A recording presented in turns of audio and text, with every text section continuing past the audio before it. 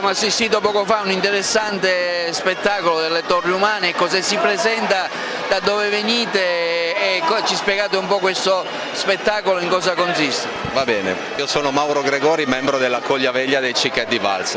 Siamo praticamente la coglia, il gruppo, diciamo coglia vuol dire tradotto il gruppo dei Cichet di Vals, dei ragazzi di Vals. Vals è una città della provincia di Tarragona. Catalogna, Spagna, siamo 100 km a sud di Barcellona. Praticamente la nostra tradizione e cultura catalana è fare castelli, castells in catalano. Sono praticamente le torri umane. Oggi qua siamo una rappresentanza circa di 270 persone, mentre la realtà il nostro gruppo è formato da più di 500 persone.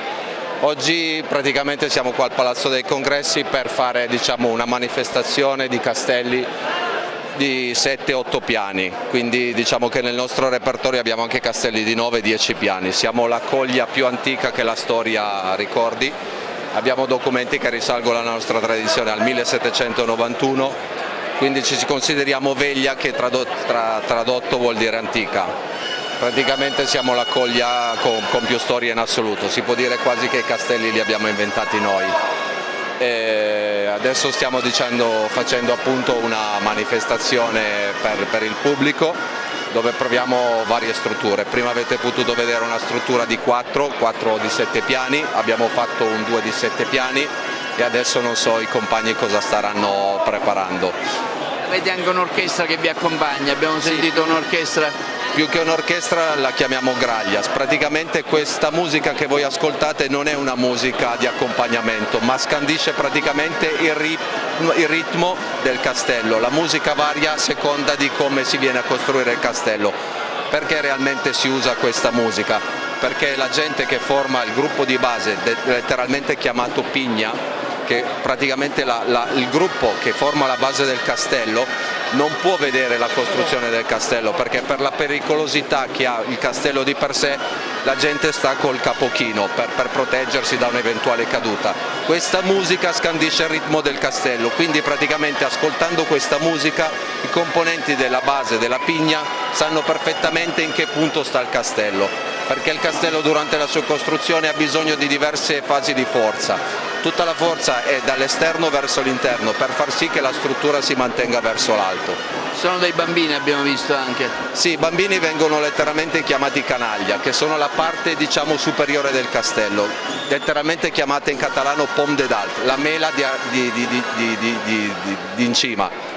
Praticamente sono i due bambini, quelli che portano il casco, li potete riconoscere dal portare il casco, sono la punta, quindi la struttura di due, un bambino che si accuccia sopra chiamato acciaccador e l'ancenetta che è la parte più alta che alza la mano.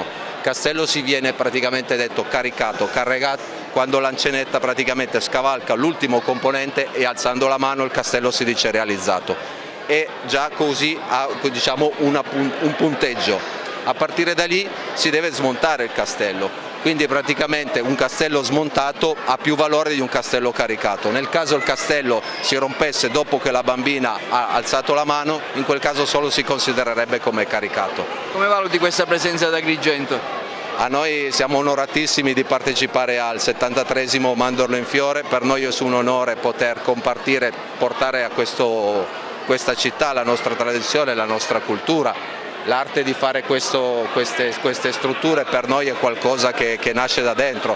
Come le spiegavo prima, abbiamo più di 200 anni di storia, per noi il sentimento dell'equilibrio, del valore, della forza, del sentito comune sono praticamente un ideale del popolo catalano nel fare queste cose. Una tradizione, come le dicevo, secolare, abbiamo più di 200 anni di storia, siamo una grande famiglia, si tramanda ai nonni, ai nipoti, famiglia, siamo una grande famiglia alla fine.